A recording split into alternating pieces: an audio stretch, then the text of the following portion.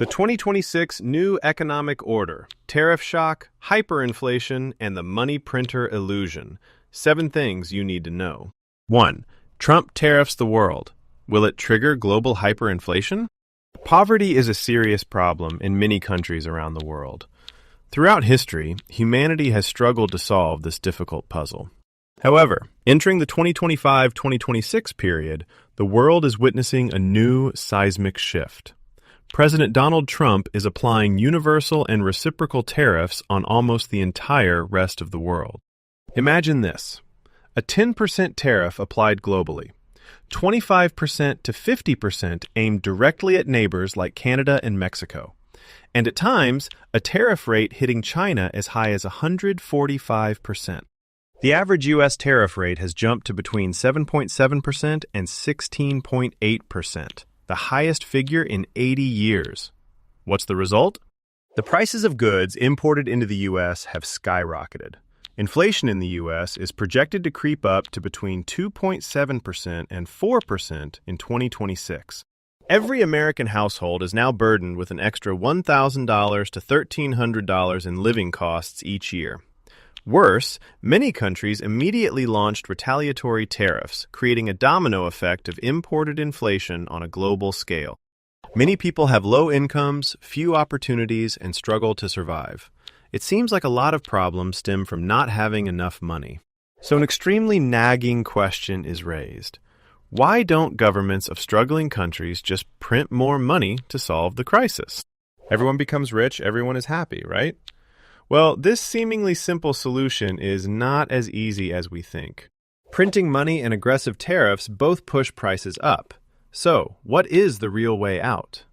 Today, we're going to break it down. 2. The paradox.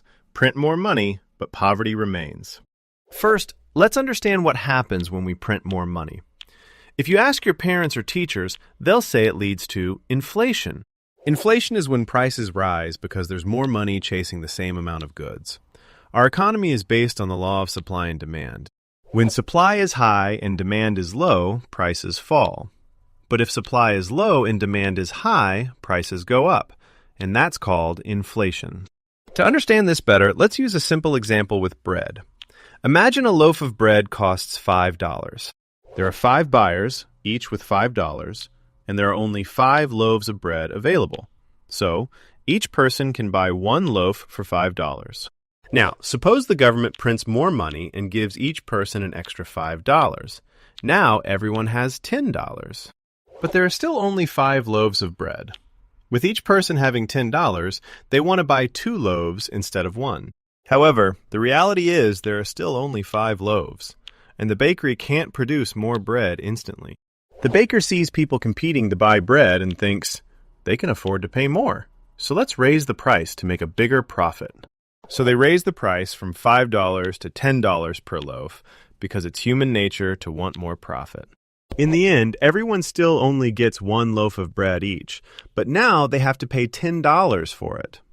Because they have more money, but there are still only 5 loaves, because everyone has more money, they are willing to pay more for the same amount of bread.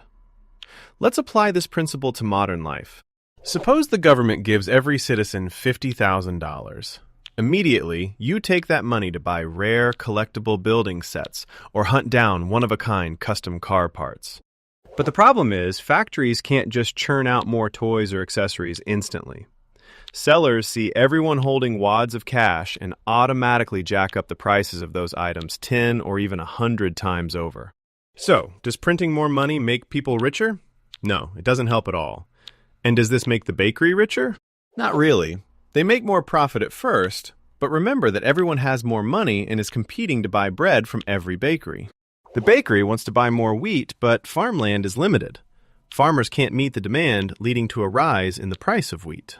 In short, printing more money without increasing the supply of goods leads to inflation, where prices rise and the value of money falls. You can't print natural resources. You can't use a printer to create fields, oil wells, or the specialized skills of a doctor. A nation's true wealth lies in its capacity to produce actual goods and services for society.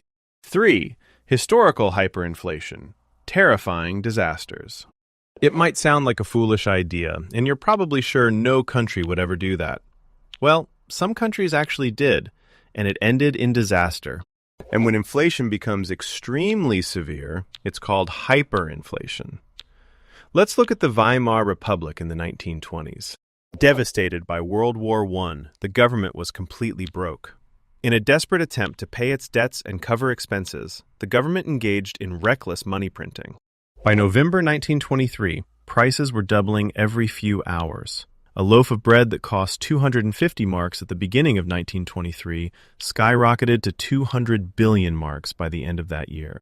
In 2007, Zimbabwe started printing money to cover its operating costs after a disastrous land reform program.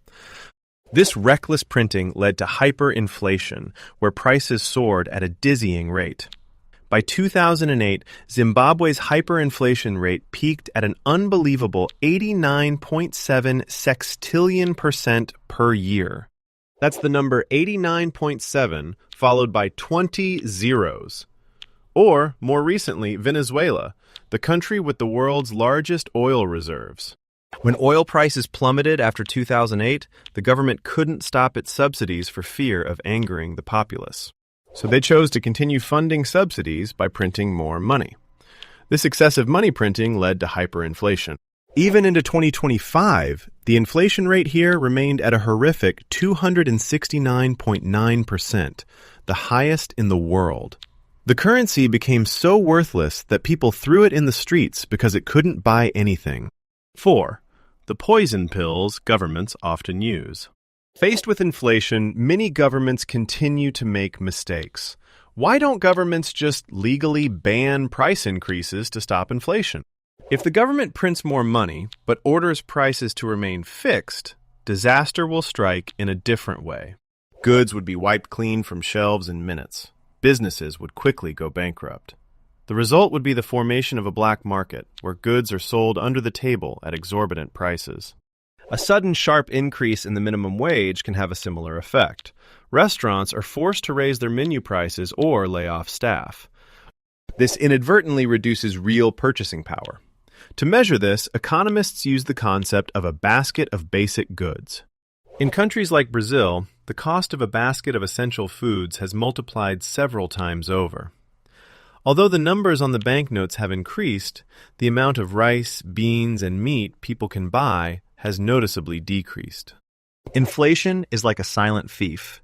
Conversely, deflation, when the prices of goods continuously fall, is also an economic nightmare. In Japan, people's reluctance to spend because they were waiting for prices to drop further caused the economy to stagnate for a long time.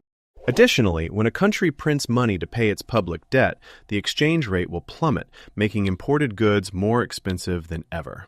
This creates imported inflation, dealing a direct blow to domestic production. 5. 2 live experiments, 2025 to 2026. Trump tariffs and Milei's chainsaw. Right now, the world is witnessing 2 massive, completely opposite economic experiments. On one side is the United States under Donald Trump. Instead of printing money, he's using extremely heavy tariffs to protect domestic industries. Government tax revenue is hitting record highs, but the cost is that prices for gas, cars, and electronics have all been jacked up.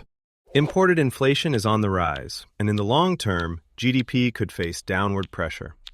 He's betting that this short-term pain will force factories to move production back to the U.S. At the opposite extreme, we have President Javier Milei of Argentina with his chainsaw economic policy. Taking over a country drowning in hyperinflation from years of reckless money printing, Milei is doing the complete opposite, drastically slashing public spending, balancing the budget, and vowing to stop the money printer at all costs. The results are unbelievable. Inflation, which was over 200%, has plummeted to just around 33% in the 2025-2026 period. Argentina recorded a budget surplus for the first time in 16 years, and the poverty rate dropped sharply from 53% to 38%. Clearly, the lesson here is, cutting wasteful spending and promoting real production always wins against the illusion of money printing and massive subsidies. 6.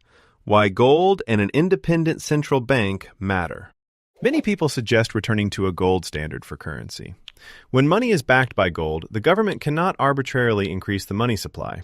However, this system also limits the government's ability to regulate the economy in emergencies, like pandemics or wars.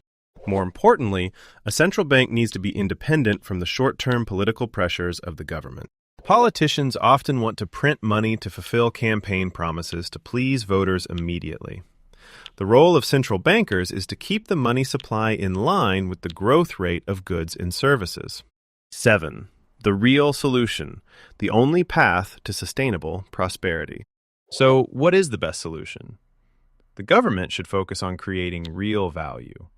This means investing in education, building infrastructure, and supporting technology and businesses. If high supply is met with high demand, prices will stabilize. Japan and South Korea have achieved this. China today is also not choosing to print money recklessly, but is instead focusing on massive subsidies for core technologies, helping to keep its inflation at a low of around 1.3%. The U.S. under Trump also hopes that cutting burdensome regulations will unleash productive capacity to create domestic jobs. For developing nations like Vietnam, the invaluable lesson is this. To escape poverty without causing inflation, the only way is to increase labor productivity.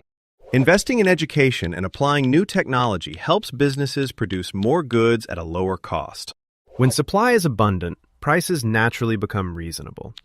People with jobs will have the income to afford products, the population will be happy, and the country will prosper. 8. In short, true prosperity is built on knowledge and creativity, not on the number of money printers. Measures like printing more money, imposing price ceilings, or launching massive, reckless subsidy packages are just painkillers that create a temporary illusion of wealth. The only and most sustainable solution is always stronger production, strict financial discipline, along with advancing education and technology. So, what's your perspective? Do you think Donald Trump's massive tariffs will be a lifesaver or a fatal blow to the U.S. economy and Vietnam's export strength? Do you believe Javier Milei's chainsaw is the new gold standard? Drop your thoughts in the comments below so we can debate.